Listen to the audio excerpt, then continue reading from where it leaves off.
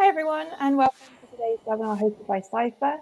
Today we're looking at the practical impact of the Employment Rights Bill, what you can do to get ahead. Thank you for joining us this morning. I'm thrilled to have two of our internal experts with us. We have Claire Warner, our regulatory analyst. Welcome, Claire. How are you? I'm good, thank you. Thank you for having me. And I'm also joined by Gwenan West, who's our head of people operations. Welcome, Gwenan. How are you? I'm all right, thank you. Good morning. Thanks everyone for joining us today. Here's a look at our agenda. I'll take you through a little bit about Ciphr, just in case you haven't come across us before handing over to Gwenan and Claire. Today we'll recap on the ERB and its timeline. We'll talk about how to get ahead of the changes, and those things include SSP, Statutory Sick Pay, of course, and occupational pay policies, and we'll also talk about budgeting for change. And Claire and Gwenan will have time at the end to answer your questions. So just to say up front that none of this is legal advice. If you think you need legal advice in relation to the ERB, please consult an expert employment lawyer. This is just our perspective and really like our internal view on what we believe customers and other teams should be getting ready for, kind of sharing some of the things that we're thinking about getting ready for internally. So do seek that expert advice if you do that. If you've got any questions for us, please send them in using the Q&A function, and send in any comments or thoughts to the public chat. So feel free to have a chat amongst yourselves in there. This is being recorded, and the recording will be emailed to you afterwards, so look out for that in your mailbox. If you're new to Ciphr, here's an overview of our products and services. We offer products and services across the employee lifecycle, right from recruitment and onboarding through to our award-winning payroll software, HR software, benefits platform, and LMS. We also offer a range of e-learning content, which I'll touch upon later, which could be of interest to help you get ready for some of the ERB's requirements. And with that, I'm going to hand over to the team to start us off with a recap on the ERB. Thank you.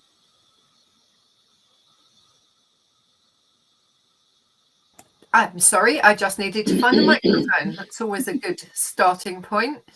So, yeah, what the purpose of today really is to recap with where we are, what we believe we need to be looking at, and how we are looking to enhance knowledge. So I just need to work out, and I can't remember how to change that next slide. Thank you. Okay, so ERB was introduced in 2024. It's been backwards and forwards through the variety of stages, and was due to be receiving Royal Assent by July. That got delayed. Its next reading at the House of Lords is planned for the 28th of October. That is likely to then send it back to the House of Commons, and we will continue to play ping pong for a little while until we get this through and it receives Royal Assent. What is covered within the Employment Rights Bill? Just a quick recap on here. There are increased day one rights. There are gender and menopause action plans. There's protection from sexual harassment. There's some fundamental changes to union legislation, TUPE, and statutory payments are planned amongst all the other stuff that we can see there. So we know what the proposed timeline is. And again, I will move forward. Thank you. I'm sorry, Catherine. I'm rubbish at this today. So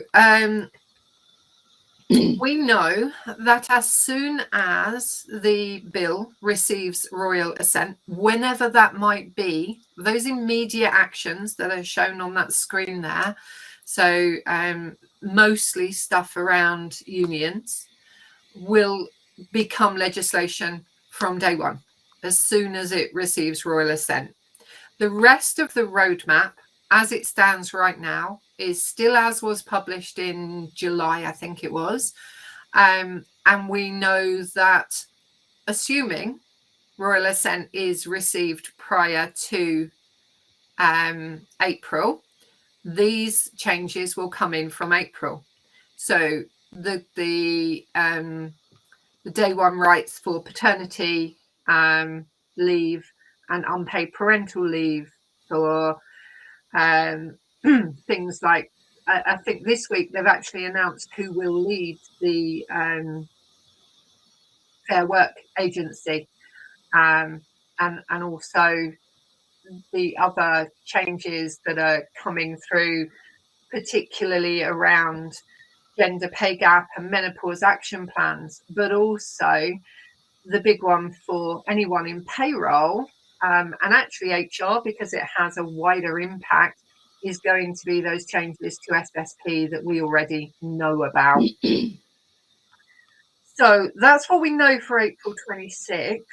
The next step through, and all of this is, of course, subject to the timelines once we have Royal Assent. If we could move on again, please. So under current government ideologies, the roadmap stuff, I use that general term there, is due to come in at 2 stages each year. So 6th of April and the 1st of October. So from 6th of April 2026, we've got the changes I've just mentioned. The current plan changes for October 2026 are in there, things like tipping laws, sexual harassment protection, extend protection rights against third-party harassment, new trade union rules. They are all due to come in from October 2026. It seems a long time away, but it's only a year. And actually, we still don't know which parts of those will come through and which won't. From April 2027 onwards are the remaining items that are in the Employment Rights Bill as it stands at the moment. So you've got the 0 rights hours in there, the modern framework for industrial relations, gender pay gap and menopause action plans become mandatory, day one rights for unfair dismissal, improved access to flexible working. They are all the proposals, and the timeline we have now is the one that we need to be working to, because it may not change. There might be some things that get pushed out, but the government is really resistant to changing this timeline at the moment. So that takes us on to good old Northern Ireland. Just to throw this one into the mix. Northern Ireland, because they are Northern Ireland and they have separate legislation, have their own employment rights bill. So they don't follow ours. Theirs is called Good Jobs Employment Rights Bill. They've published that. It's aimed to align legislation between Northern Ireland and the rest of the UK, and their bill is expected to be introduced during next year. There could be some variations between UK and Northern Ireland, as there already are at the moment, including their ability to set their own national minimum wage, which will be fun and games for us. But we have no further detail other than what has been published right now, which is just, we've got something, we're going to introduce it next year. In other news, they are also introducing some catch-up items. So things like workplace postcodes that was introduced in the rest of the UK last year, where we were required to submit to HMRC via RTI the workplace postcode for employees where the investment and Freeport NI relief was being claimed. We now need to do that from next year for Northern Ireland. And they have also caught up and introduced bereavement leave, which has been with us in the rest of the UK for a while. There's no news as yet about neonatal, but let's not count that one out. That was only introduced in the UK this year. So that is also likely to be coming through. And breathe. So where does that leave us? I'm moving swiftly on. So I'll give you a bit of a rest, Claire. Give your voice a bit of a rest. So what I'm going to go through is just practical advice on how to get ahead for the next sort of couple of years.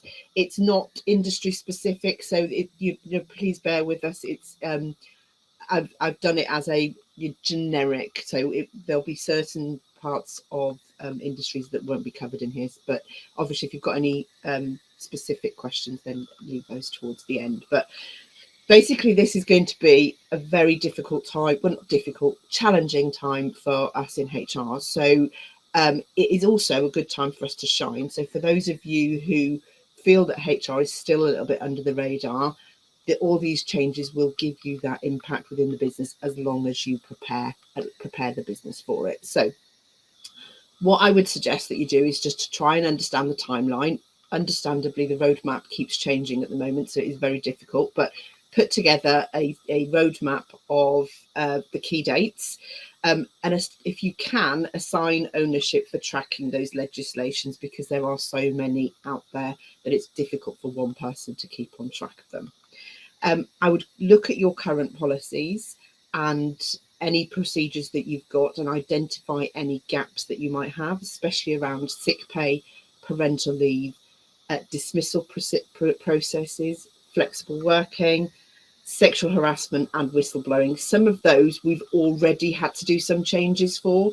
So hopefully you might have been sort of quite forward thinking and looked at some of those and thought, oh, actually, we might as well do some of those changes in advance. If you haven't done those yet, I would suggest that you'd even just look at your policies and do those amendments now and just hold them back until we get the actual final consultations gone through. One little tip that we do here in Ciphr is we create a tracker, and with that we have all of our policies, all of the employment rights bill effects on it, and then what changes we might need to make to it, and when we plan to put those new policies out based on the roadmap. Try and stay as agile as possible as a HR function next year and the year, possibly in the year after that, because there are going to be lots of changes that are going to come last minute after consultations. Things will change, you'll think you're doing one thing and then have to do another one. So just be kind to yourself and try and keep your HR strategy quite loose for next year. I'd also think about the strategic impact of all of the employment rights that are going to occur over the next couple of years. So they will have an effect on how you recruit, how you onboard. The performance management will need to be a lot tighter because we're not going to be able to use the 2-year rules. What are your company goals for next year? And are they or other things that come out of the employment rights bill going to affect that? And the good old budget. So don't know about you, but we're in full budget mode here at Ciphr at the moment. So how is this going to impact your budget? Have a think about how what extra costs you might need into the business, whether that's training costs or whether that's the additional cost that SSP is going to come your way. But we can pick that up with the lovely Claire in a little while. On top of that, I would plan and prepare to train your line managers. So there's going to be lots of changes coming up in the way that we interact with our employees. There will be a lot more rights coming their way that we will need to retrain managers on how they interact with employees, especially around the potential day one rights or 9 months, whatever the statutory probation period is going to come out as. We'll also need to look at probation periods. So at the moment, some companies might not even have a probation period. Ciphr, we don't actually have probation periods. We got rid of them a couple of years ago, and now we are going to have to bring those back in, obviously because of the statutory requirements that will come our way in the employment rights bill. Look at the way that you do your dismissals, tighten up your processes and make sure that everything is being kept up to date as the changes come along. We've obviously done quite a lot of work already on sexual harassment, but there are going to be more duties coming our way in the next year. where we as a business need to do more actionable things to prevent sexual harassment. So there will be a requirement for more training for managers on that one. And also a union access and consolidate and I can't speak today, consultation thresholds. So there's lots of changes coming in that area as well. So line managers are also going to be the front line of that. So again, extra training might be required. Just a bit of a pro tip: if you are a customer and you've got Ciphr e-learning, and we will have lots of content available to be able to pop it into your e-learning in there. We use our internal e-learning to put our managers through something that we call Catalyst, and within that it does pick up on things like sexual harassment, the prevention of it, and anything to do with employee relations would be added into that area there. So just a quick tip: have a look on your e-learning if you've got that. Obviously, with all of the changes to do with SSP, you will need to update your payroll systems. So you will need to make sure that your systems can process SSP from day one. You will also need to be able to track those 0 hours workers and any agency workers. So just make sure that your systems are fit for purpose on that one. If you are a Ciphr customer, please just reach out. If you've got any concerns, reach out to our team and we can talk you through that. And then obviously you will also need to, if you've got any flags in place around eligibility for new leave and maternity, paternity and everything like that, you will need to just make those amendments within your system. And the last one is basically just to engage with your legal and operations team if you have them. Not many people are lucky to actually have that, but there's obviously, you will need to have a look at your risk register if there's any differences in the risk register, any risk assessments that you do, and compliance planning that you do. You'll probably need to rethink about how you do that based on all the legislations that are coming through. And obviously the good old redundancy protocols. So there are some changes coming in the redundancy world. We're not quite sure yet whether they are actually going to change the timings of the consultation, or not the actual timings, but the amount of people that you'd need to consult with. There's some ambiguous wording in there, but there's definitely more. The protective award will be doubling as long as that goes through. Just one pro tip is to have a look at and sign up to some email newsletters that picks up all the changes that are coming up, because it is so difficult to trawl through those changes, see what's coming up. I would also, I've not actually written it in here, but think about speaking to your leadership team and making sure that they are aware of all of the changes that are coming up, because you would be surprised that there may be some leaders out there that have been too busy with the day-to-day life to have actually picked up on the fact that there are some real big changes coming your way. So I'm actually going to hand you back over to Claire now, and she is going to go through the SSP changes and how they will be impacted. Thanks, Gwenan. Yeah, so SSP changes. Well, what's happening? We know right now that there is going to be the removal of the waiting days, and we know that they are going to remove the link to the lower earnings limit. So the entitlement currently sits at, if you earn at or above the LEL, you're entitled to SSP. That link is being removed. We're going to come on to that in a bit more detail. What we are waiting to find out, and it's not as if it's just 18 months away. This is less than 6 months away for us. We don't yet know what the transition rules are going to be, what the linking period and rules are going to be. And by transition rules, I mean things like, well, what happens if somebody's off sick over when it becomes effective, so over the 6th of April next year. If they're off sick but weren't entitled, will they now become entitled, or do we need and actually if they were in a linked period, would that linking still work? We don't know about any changes to qualifying day rules. I was at CIPP conference a couple of weeks ago, and HMRC did tell us or promise us guidance documents would be issued with this information in this quarter, which could be as late as Christmas. So I'm looking forward to reading that information, and I have some very strange reading habits. I appreciate that, but I want to get into the nitty-gritty, because right now there's more questions than there are answers for me.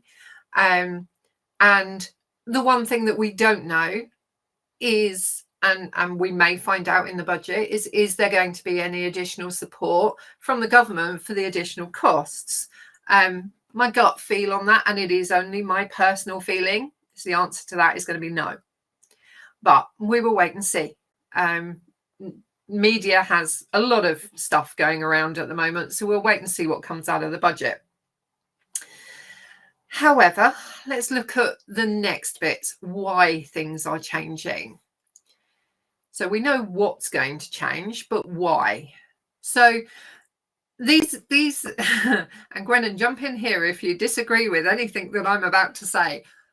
This information has been taken from the government's own documents, and I think Catherine's going to really kindly post some links into the chat for us during this webinar. So the SSP is changing because the government wants to provide access to SSP for the 1.3 million workers who earn below the LEL. So that's bringing an additional 1.3 million workers, employees, into a cost bracket for employers.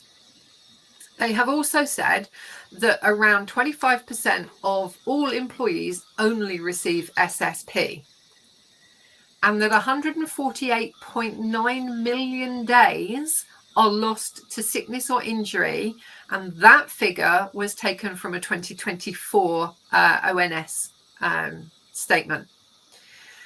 They've also said, which is what leads me to believe there won't be any support for the employer, the previous rebate schemes were complex, expensive, and underused. So that kind of goes to support my statement earlier that says I don't actually think there will be any support forthcoming from the government for the additional costs. But again, let's wait and see. And what they have also said, the annual cost of removing the waiting days and the LEL is estimated to be a mere £450 million. Pennies, really, isn't it? They have equated that to being £15 per employee, and have said, and this is a quote, employers should benefit from increased productivity. Gwenan and I had a conversation about this while we were prepping this. Yeah. I can't understand the logic of this one, because obviously now that employees can be paid to be sick from day one, I think the absence rate is going to go up. The only thing I can think of is that they think that people that were coming into work previously while they were sick and spreading germs would mean that maybe less people would, have a knock-on and domino effect. But I can't see how it will increase productivity. It's I don't know if anybody else can think of a reason why it would actually increase productivity. My gut feeling is that this will actually, in some businesses, increase their absence rate quite significantly, because you've got that you've got those 3 days where previously they would not have been paid, therefore they thought, I can't afford to be off, therefore I'm going to work. I can't understand the logic of how it will increase productivity. Yes, and I would agree. And yeah, anybody that's got any bright ideas on that one, then please feel free. these aren't our figures. I need to emphasize that they are not our figures. They are literally taken from government and ONS documents. So sorry, that's the Office of National Statistics, if I can even say it. Yeah. But I think also dependent upon the demographics of your employee database, maybe lower earners, or those that are, maybe even retail, or where the job is maybe physically demanding and they would have come into work previously, they may now choose not to because they're going to get an element of pay. Yeah, agreed. So let's have a look at the next bit of this then. So what's next for us? How does this impact us as employees, and how does it impact employers?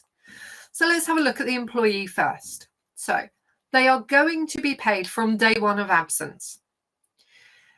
Those earning below the LEL will now be entitled to payment of some level, and we'll come on to that. And by that, I mean, from day one, those earning below the LEL who would previously have got 0 SSP will now be entitled to 80% of their average weekly earnings using the current calculation for average weekly earnings.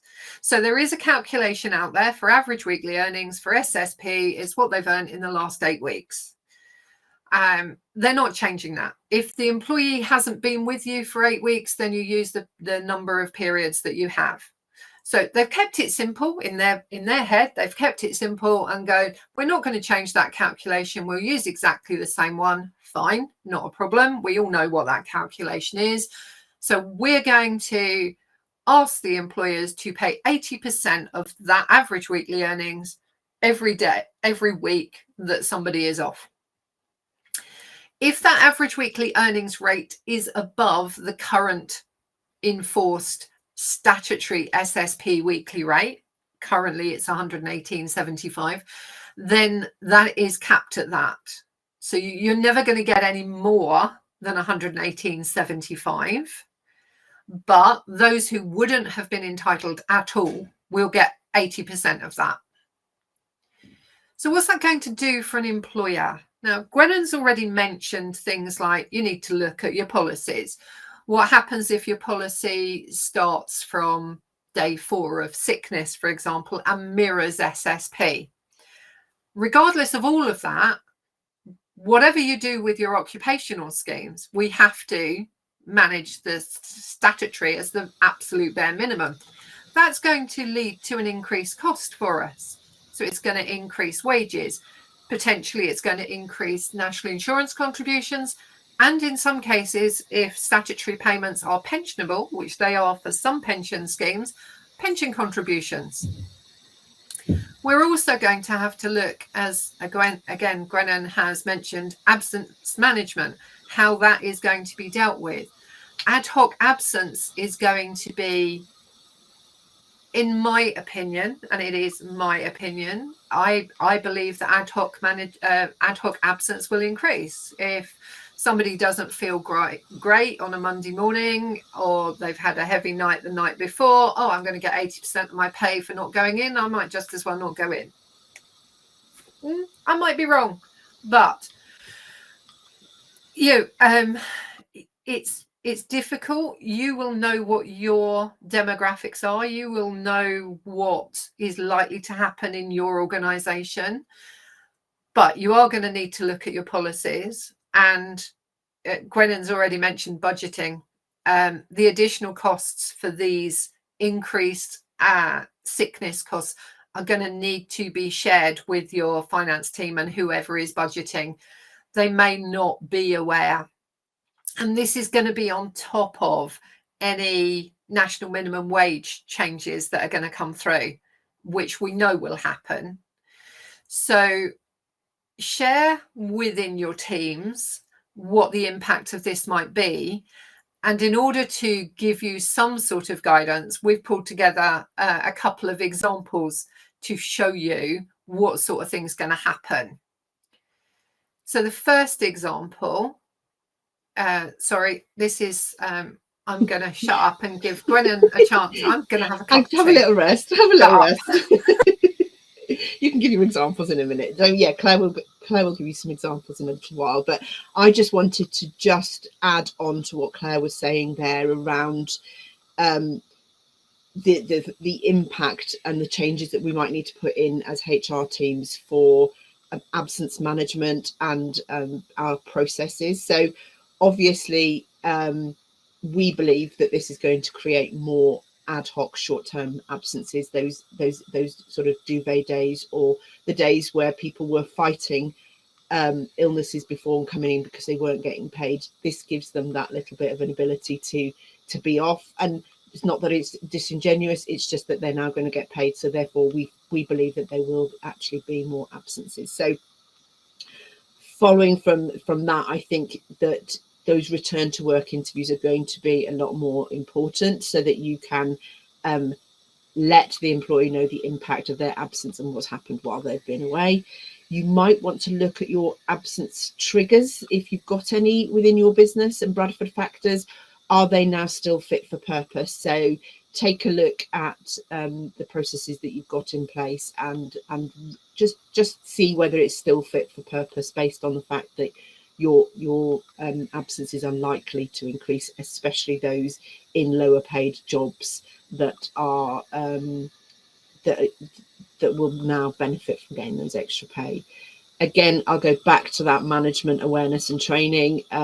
They will be on the forefront of this, so they'll be the ones on the day-to-day dealing with those absences, so might need to give them some extra training on how to deal with those absences, and just factor in things like disability and protected characteristics and things like that, just to make sure that they are being fair and consistent in their the way they deal with absences. As Claire alluded to earlier, you might need to look at your occupational schemes. So you might have a scheme that is linked to SSP, and therefore with the changes in SSP, you might want to rethink about how you do your occupational scheme, whether you still keep it at those 3 unpaid days and then the 4th day you get paid, or whether you want to reflect the same as SSP and do day 1 rights again. That again is up to you and your business and how you want to do it, but just things that we're suggesting that you change. Again, policy changes, you might need to change some of your policy wording based on any changes that occur as part of these changes, and there may be some need to change some of your contractual wording as well, depending on what you say about sick pay and eligibility in your contract. I'm going to hand over to Claire. She's had a bit of a rest, and she's going to give you some examples of how it will work in practice on the SSP side. Thank you, Gwenan. I'm grateful for the rest. I'm still coughing and spluttering. So yeah, so let's have a look at, I've done a couple of examples for you. The first one here is for an employee now and then who is paid below the LEL. So right now they would be paid from day 4 of absence, but they wouldn't get anything if their earnings were below the LEL, because they simply wouldn't be entitled. So for earnings below the LEL, then there's absolutely no payment due at all. So a cost example of that, then somebody that works gets paid £120 average weekly earnings, works 5 days a week, they're off 3 days sick, there's no SSP due. No SSP would be due for any linked periods of absence. Obviously, you'd need to hit that 4th day to make it a linked period anyway. But occupational sickness may be due, or it may not, dependent upon the policy, the way Gwenan has just said. So what's the impact then from April 2026? They will be paid from day 1 of absence. And regardless of their earnings, they are going to get either the statutory SSP rate, £118 and some pennies at the moment, or 80% of their average weekly earnings. So as a cost example for that, using the same figures, 3 days SSP due at 80%, the employer is going to need to find and fund £57.60 additional SSP costs. That could also become pensionable, dependent upon the pension scheme. There may be NI, depends on what else is going on in that period, but there's likely not to be any NI at that level, but there could be pension. So cost impact, yes. In this instance, £57.60, not a great amount of money, but when you multiply it by however many people you actually pay in a pay cycle who may be off sick on ad hoc days, it's going to add up. When we look at the next example, which is those earning above the LEL, they're paid from day 4 of absence right now. Those earning below the LEL obviously wouldn't get anything, but those earning above would. So in this example, I've taken somebody that was earning £500 a week. They're off for 3 sick days. Currently, there would be no SSP due, and there would be no SSP due if there was any linked, again, because it's within that 8 weeks, and potentially you need that 4th day anyway, otherwise nothing would be due. Occupational sick pay, again, is dependent upon your current scheme. But from next year, using exactly the same figures, the employee will be entitled to SSP from day 1 at the standard rate. So for a 5-day-a-week person, that's going to be an extra £71.25 per employee that we would have to find for people that are currently not being paid that amount. Those costs, on top of their normal earnings, are likely to attract national insurance and pension. So it's not just a case of an increase in SSP costs. There's those on costs that get added on as well, those hidden costs that when we're budgeting, we need to make sure we take account of.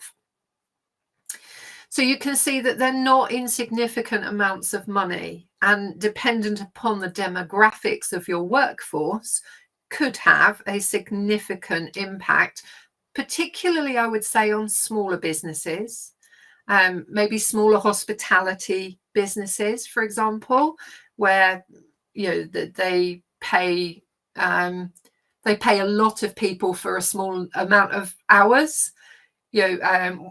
Where, for example, they're employing a lot of students, so nobody ever gets to the LEL, so there's never really an SSP entitlement. That's going to be a brand new cost for them.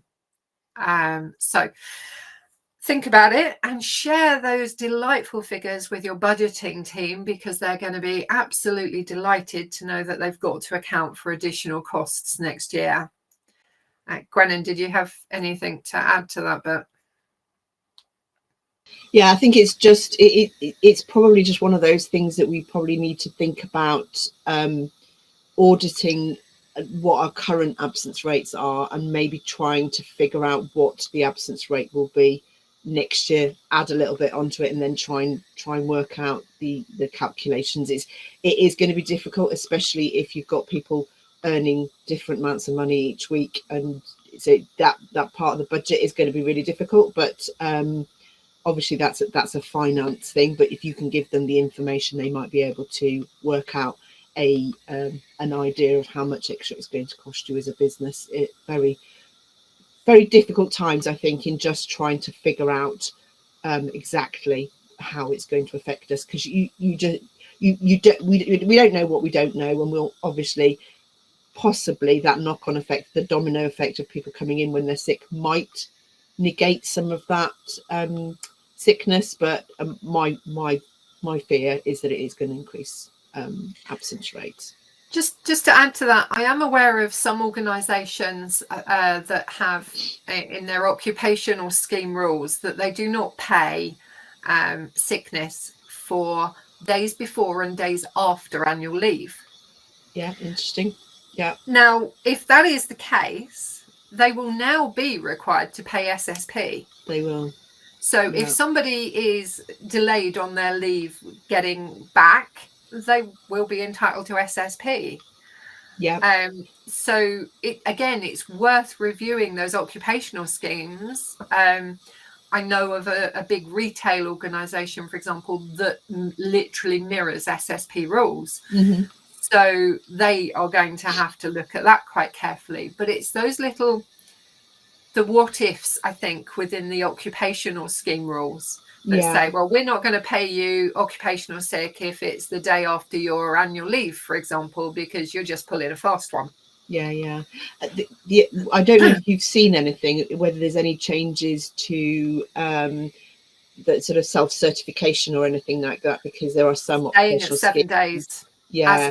As we know it right now, it's staying at 7 days. Yeah. So there are some occupational schemes that say if you don't follow the normal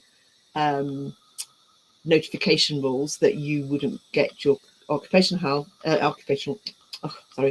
sick pay. So in that instance, I'm just wondering what will happen with SSP, whether they have to follow, they have to do their self-certification certificate, whether if they don't fill that in, that might be your get out clause of not paying it. But I've not read anything about any changes or anything to that yet. I don't know about you, Claire.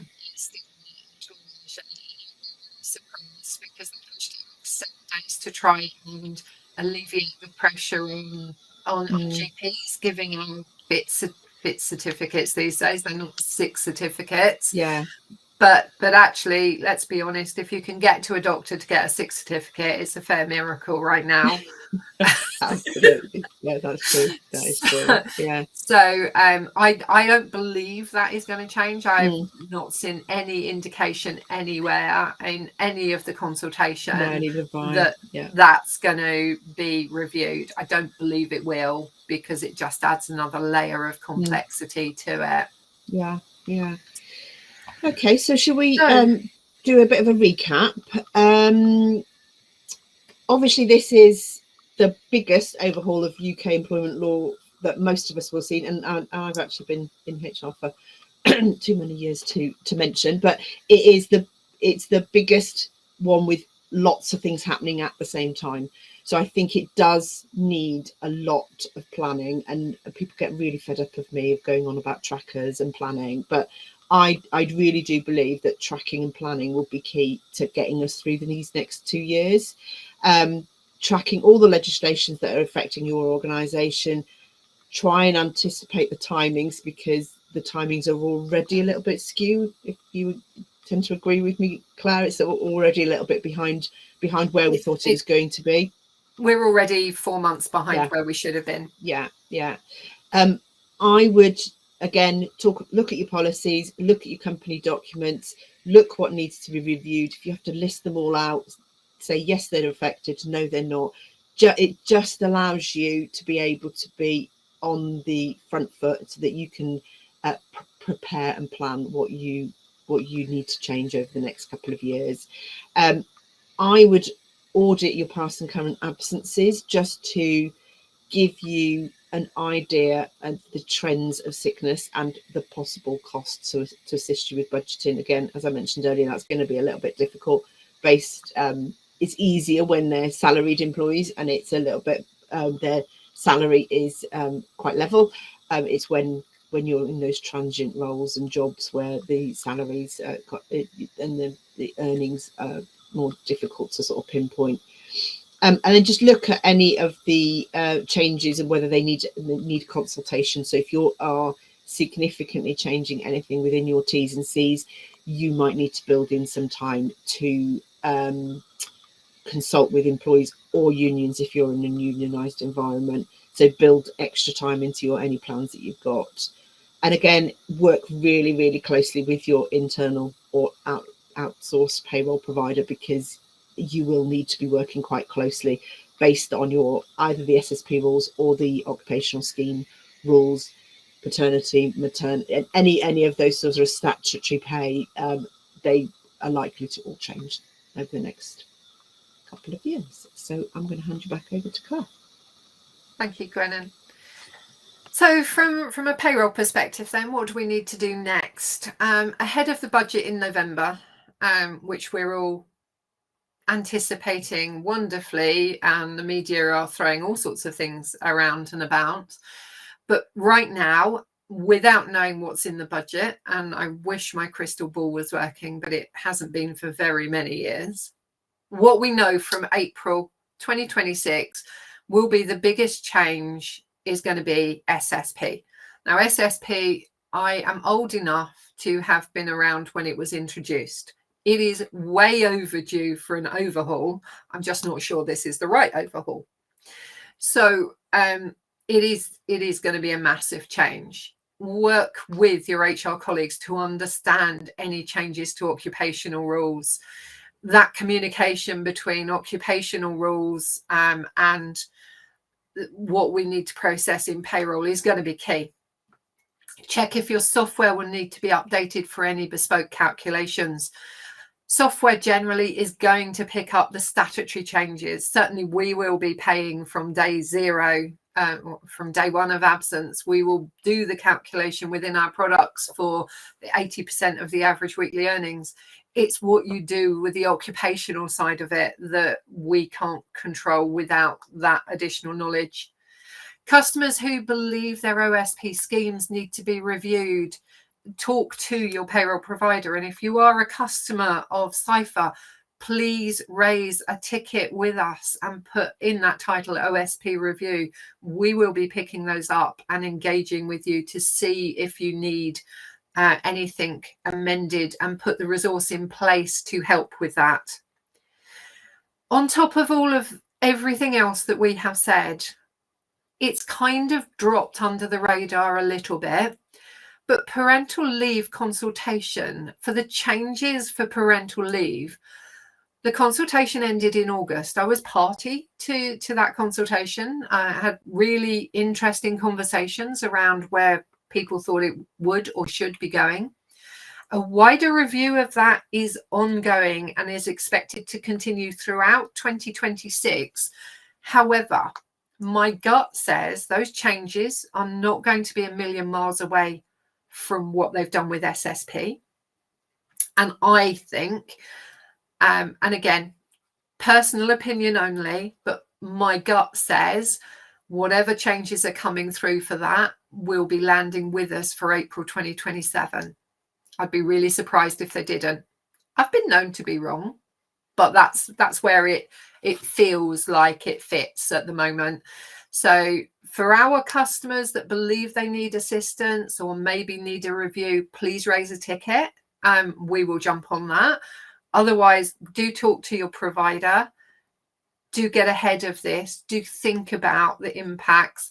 A lot of this is policy driven, but budgeting is going to be key. So with that, I think Catherine's the next person that we need here. Yeah, I'm just going to give you two a little bit of a break and a bit of a plug here for our products before we dive into the Q&A. So if you have questions for Gwenan and Claire, do send them in now. So something that we've referenced is line manager training, and I wanted to highlight some of the courses that we have available that can help you prepare for the ERB.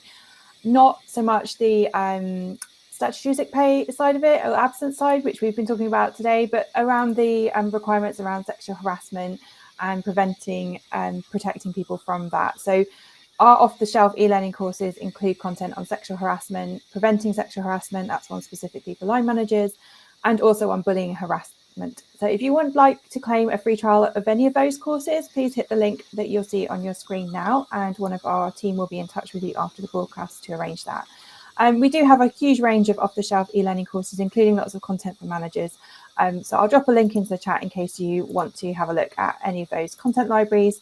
And we're always happy to help. And those can be deployed to your LMS, your existing LMS, or we can facilitate one for you fairly quickly so that you're really in the best possible place to comply with these requirements from next year. And that's all from me. So I'm going to hand back to Gwenan and Claire for the Q&A now. So we have had some questions. Let's see how we get on with these.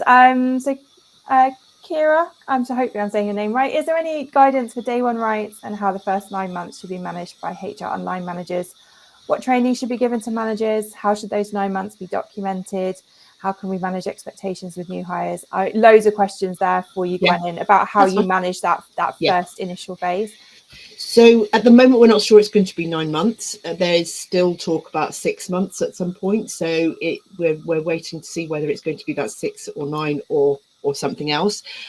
There is no guidance from the government on how we need to manage that time. But what I would suggest is something that we do here in Ciphr is that their first, at the moment we do first 6 months, we review their performance on month 1, 3 and 5. If you put processes in place that guide managers on what they should be looking for during those first 6 to 9 months, anything that needs to be flagged around performance, around behaviours, around just general behaviours within that time scale, I would just make sure that your managers and that you document exactly how the performance is occurring during that time, and talk to the employee, give them time to improve. So it's key to document all of that, and that's what we do here. So we would set that expectation to employees, let them know how we will be reviewing them and talking to them often. And if they don't hit when it gets to the end, I would don't leave it right until the end. I would leave at least like a month before that end to start having those conversations with people around their misperformance, because definitely do not leave it until the very last minute, because you'll put yourself at risk at that point. Hopefully that's answered it. If not, then message me privately. Yeah, I think just to highlight there, Gwenan, that you mentioned about the 1, 3 and 5 month reviews, we manage all of those review forms through our own internal instance of our HR software. So think about, if you need to set up something like that, how are you going to configure your HR software? Do you have the right system in place that can help you do that? A good system should enable you to do that. Easy peasy. It should be a basic. Sue asks, is there still going to be a maximum 140 days paid SSP? I haven't seen anything, Claire. Have you seen anything on yours? No change to the maximum that has come out. As far as we're aware, it's still going to be 28 weeks, and it's still going to be linked over a maximum of 3 years. There's nothing that's been published to change any of that right now. Not expecting it to change, if I'm honest. Okay, thank you very much. Question from Joanne. Would someone who takes just 1 day off be entitled to SSP, or is it still going to be paid on absences over 4 days, but paid from day one? Hope that makes sense. Nope. Paid from day one, regardless. You don't have to have the 4 days, as far as we are aware right now. So we are awaiting final confirmation and guidance. But everything I've read indicates that even 1 day off will be paid as sick. So there's no what we term right now creating a PIW, a period of incapacity for work, which is the 4 days. As excuse me. As far as we are aware right now, that will all be paid from day one, and that is my expectation. Okay, thanks, Claire. Gwenan, I think this is more a question for you. John asks, he says, most OSP schemes are contractual. If we review and change, there are implications contractually. Any advice for managing this? Yes. So if you are doing any contractual changes, then obviously you need to start consulting with your employees on that change. So again, it's going to be very difficult. People will, depending on what you're trying to change, it's the hardest question, actually. So it depends on what you are trying to change, and so you will need to consult with your employees and unions if you're a unionized environment. So you usually find that when you are actually trying to do a contractual change that is to the detriment of the employee, you will need to put something in that's a bit of a sweetener. I don't know what that would be. Again, it depends on what you're trying to change within your contract. So I would seek legal advice on that one, depending on what your contracts say. Okay, thank you very much. Another one on absence for now. Nicola asked, if an absence is reported but is not sickness, then that still remains unpaid. Is that correct? It depends on your policies on other leaves. So be careful of, you might have other leaves like bereavement leave, you might have compassionate leave. It depends on what that leave is. But if it's not logged as sickness, then you wouldn't be entitled to SSP. No. But it depends on your. But be aware guidance. that if people know that they don't get paid for other periods of absence, they're likely to put it down as sickness, because that way they get paid. That's not particularly unusual. And dependence leave will be one of those. So people that need to take time off with a sick child, this is where originally they wouldn't take a sick because they wouldn't get paid, but they might. Thank you. And just to move away from sick pay, Helen asks, if you don't currently have a trade union, do you need to implement a trade union policy in line with the upcoming changes? Don't necessarily have to have a trade union policy, but you have to make employees aware that they have the ability to join a trade union if they want to. I haven't seen the detail on this one yet, so and I am not absolutely not a trade union expert at all. I would think that you would just need to see what's coming out on the other side. But to me, at the moment, I think we need to be very overt in letting people know that they can join a union if they want. And my feeling at the moment is that could be just wording within either their contracts, their offer letter, or brought up and during their onboarding, and then reminded at occasions. I don't know if you know anything different on that one, Claire, because I'm not. No, there's nothing. And I think one of the toughest things for us at the minute is ERB has all of this stuff in it, but there's no detail. You know, SSP changes are coming in, but we've got a million questions because we don't know what to do with the edge cases, for example. There is no guidance coming out as yet. It's all really high level. And unfortunately, in a lot of cases, we're going to have to wait for that detailed guidance in order to know what we have to do. All we can do is prepare for an eventuality. Okay, thanks so much, Gwenan and Claire. We've just come to the end of our broadcast now, so thanks everyone for joining and for Gwenan and Claire for presenting. I think this will be the first in a few that we'll end up doing to cover ERB, because it's going to be a busy 18 months, 24 months ahead for everybody in HR and payroll, and we want to keep you updated as best we can. So our next webinar sort of on this theme will be one on the budget, which I think you're both back for. We don't have the registration open for that yet, but it will be on the 3rd of December at 11 a.m. So if you want to mark your diaries for that and look out for our email invites, we would love to see you there, of course. Otherwise, this has all been recorded, and we'll get that recording to you later today, so you can review any bits that you want to revisit and plan for or share with a colleague. If you'd like more information about any of our solutions, please use the exit form that you'll see on your screen to opt in to hear more from us. You can also use that form to review us and give us feedback for future broadcasts. We really appreciate you taking the time to do that. Otherwise, it just remains for me to say thank you so much for joining. Good luck with all of your preparations, and we hope to see you at another webinar again soon. Take care. Goodbye. Bye. Bye.